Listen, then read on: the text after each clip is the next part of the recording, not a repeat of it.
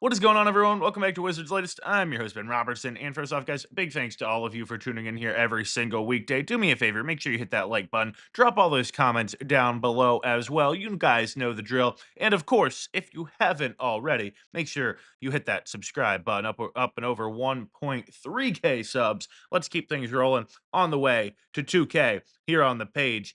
And let's jump right in here today. Why don't we? Anthony Davis extension talks seem to be tabled for the moment. Of course, we heard that late last week. We chatted about that a little bit yesterday. Go check out that episode if you haven't seen it already. Of course, wait for the end of today's show. But that means Bilal Coulibaly becomes the mystery man and potentially the biggest mystery now remaining on the Wizards roster. Quite frankly, outside of just the sheer number of games that Anthony Davis plays this upcoming year, we're hoping for, of course, as many as possible with AD.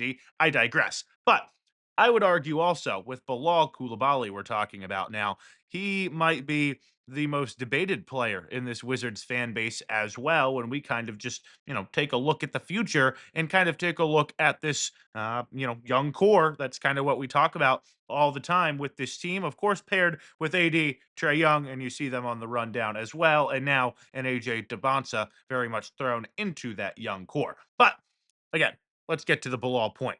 I think he's already established himself. We've certainly acknowledged as an elite defender in the NBA already in his career. However, at times, and really maybe more than at times, the offense has clearly been a struggle for a Bilal. Really, if you look at this, just the percentages, the rookie season for a Bilal was actually his most efficient in the NBA.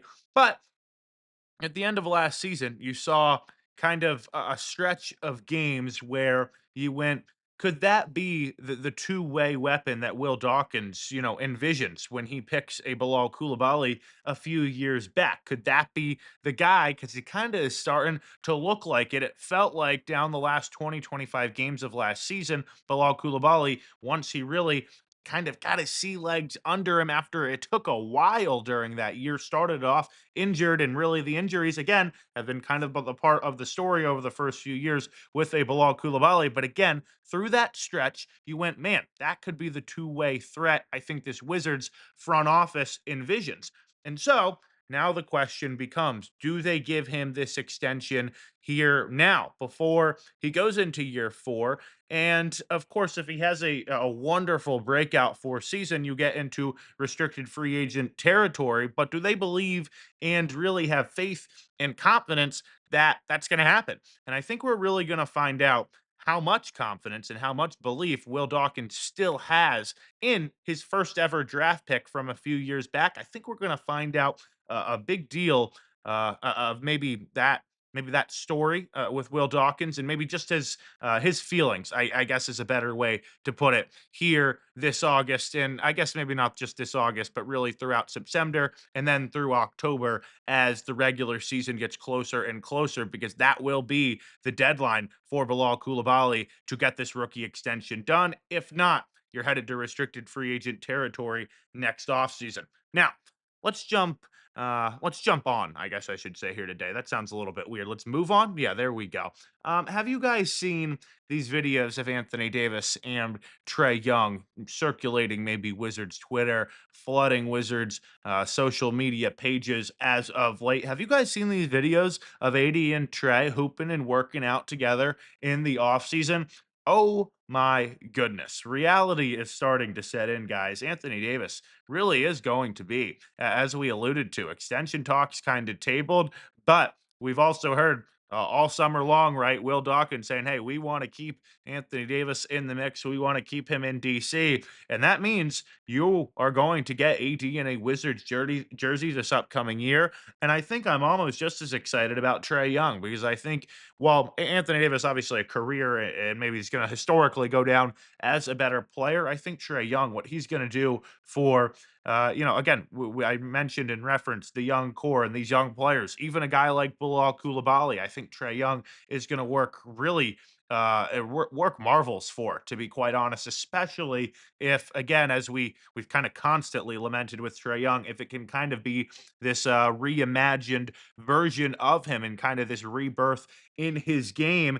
And doesn't it also excite you I think when I look ahead and you see that expectations kind of point there on the rundown, when I look ahead to this upcoming year, I wonder, maybe especially early on, moving parts, things like that, new faces, just building chemistry might be a little bit of a challenge just right away. Trying to, maybe not chemistry isn't the best way to put it, but just trying to get everything to come together and see how everything fits might be a little bit of a challenge first 10, 20 games. And then you see AD, Trey Young working out together, hooping together already in the offseason. Well, that's a fantastic way to build chemistry with your two new superstar names, right? And it also just feels like the perfect pairing with those two on and off the court. Really, first of all, on the court, point guard, big man, kind of the classic duo that you've seen, many iterations of right throughout NBA history. And then I also think with Anthony Davis,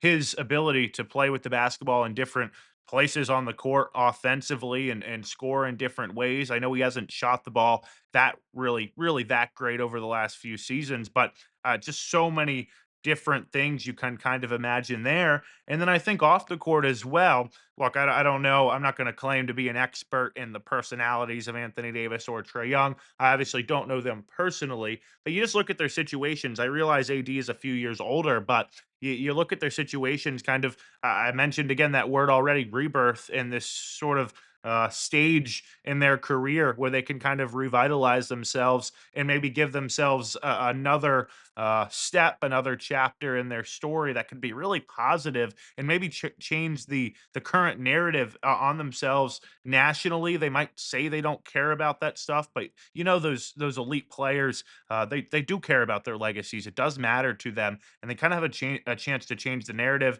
about who they are as players around the league. Just feels like it could potentially be a wonderful pairing, AD and Trey Young. And honestly, with the extension stuff kind of being tabled, I mentioned this yesterday, it only is going to make for a more motivated Anthony Davis, which certainly isn't bad for us as Wizards fans. Now, I sort of referenced this already on the rundown, but the expectations for this year. Let's talk about them because it's going to be the first time in a long time there really is any type of expectations on this Wizards group. I think people around the DMV have kind of popped their head up and gone, "Hey, what's going on over here?" And when you bring in those names, Trey and AD, when you get the first overall draft pick in AJ DeBonsa, people are going to take notice. And I think there's some excitement definitely brewing, and I think there's also, whether it's justified, whether it's people have been watching this whole tank and rebuild process or not, they're going, "Hey, you got to win some games and start winning us back." Because if you can't do it this year with Trey Young, Anthony Davis in your building, and the number one overall draft pick, it feels like, I mean, man, if you can't bring some of those fans that have maybe really over the last, I don't know, however long you want to kind of, if you want to just put in the tank years, if you want to put in kind of the last half decade, whatever it may be, that have kind of fallen away from this Wizards team and this Wizards fan base. If you want to pull them back in, I obviously got to start putting some W's in the win column. And I threw kind of threw in already that the big worry for me going into this season would be, hey, how quickly can you build chemistry and how quickly can you kind of work together all of these moving parts and all of these new faces? How quickly can you do that and actually maybe reasonably, right? How long will that reasonably take throughout the NBA season? And look, maybe we should pump the brakes. Maybe we should relax and not go crazy in terms of setting win totals and things like that. But I will say this. Here's the evidence. The evidence is, in terms of my worry, but we've already seen Trey and AD working out together, building a little bit of chemistry. I'm not saying that's going to be the end all be all, but again, just in terms of building a little bit of connectivity to them, that's not going to hurt. We also have seen massive jumps from some of these young players that are already on the roster in their career. Think about the steps forward that Alex Sarr and Keyshawn George took from their first to second season. I mean, Alex Sarr, to me, you saw a glimpse of it from Keyshawn down the stretch of year one, but Alex Sarr to me was the guy that he was. He just was a different player last year than he was as a rookie. I know we saw flashes. There was like the 35-point game against the Nuggets, but let's be real. That looked much different than the majority of the rookie season for Alex Sarr. Last year, he looked just more physically dominant. His shot blocking was really impressive. At times, I thought just the offensive bag he had added, his touch and skill, kind of in some of his face-up game, was just wild to watch. Sorry, I'm going on a tangent here about Alex Sarr, but let me give you another name, Trey Johnson. We haven't seen him yet in year two. You know what? We have seen videos of Trey Johnson looking absolutely huge, knocking down threes. He looked great in summer league, and it looks like he's going to take a step forward as well. And so, my point in terms of expectations is that look, we don't know what's going to happen. Only time will tell. And there is going to be, again, I've used the terms a few times in this episode, moving parts, new faces to work together. But the evidence also tells us this: it's that two of the new faces are already building chem, it looks like, and building a connection. And some of the faces that are already here have taken massive steps forward from year one to year two in their career. And I think there could be another big jump coming from year two to year three, and so on and so forth.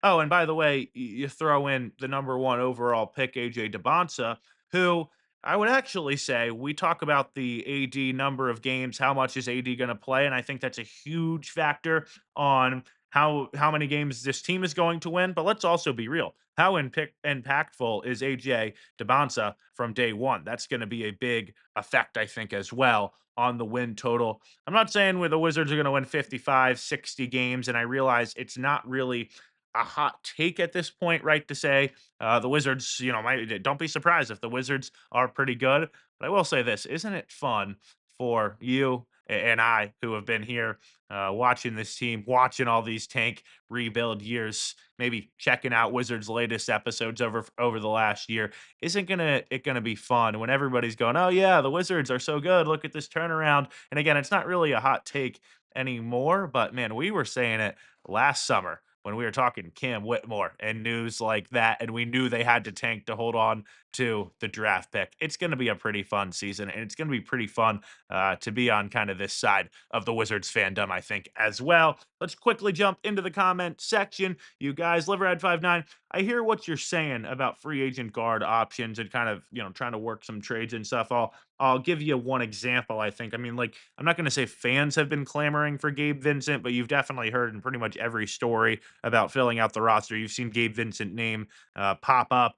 And I've kind of always been look at has anybody seen Gabe Vincent over the last couple of years? It hasn't exactly looked fantastic. And so I get what you're saying about he basically would rather make a trade to add a backup point guard instead of just talking about instead of going after a free agent just because he's saying if they're still on the market, there's probably a reason. Robert Walker, big thanks to you and big congratulations to you.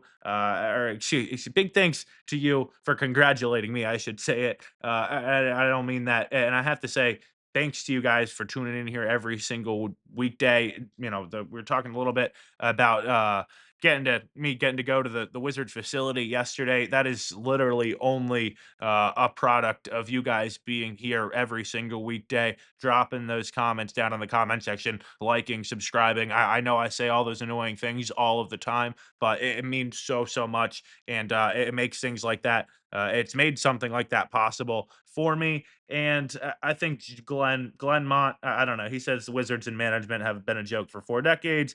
Irrelevant. I don't know. I think this guy's just trolling, but appreciate all your support here on the page. You guys, again, fill up that comment section, like, subscribe, and thanks for watching another episode of Wizards Life.